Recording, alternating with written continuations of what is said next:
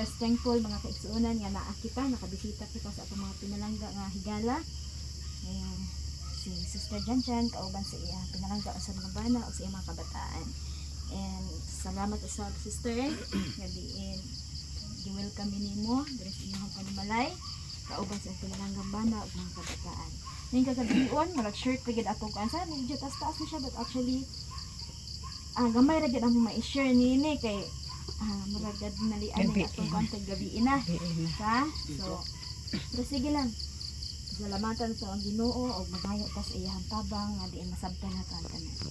Ang akong topiko nining kagabion makisang before ta mo-proceed magampo sa kita. Lord God, most precious and good Father Lord God, thank you so much Lord God for this evening given to us and thank you for the protection given to us Lord God. Hindi abot kami diri ni safety sa panimalay ni Sister Janjan kauban sa iyang pamilya Lord God. Alam ang tanan, samtang kami magatuon sa mga pulong.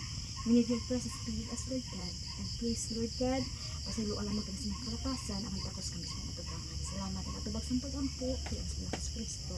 Amen. Atong dito kayo makaigsunan din nagaingon, God's amazing love for us. No? Ang katilingalahan nga gugma sa atong buhi nga Dios sa tagstag sa tanan.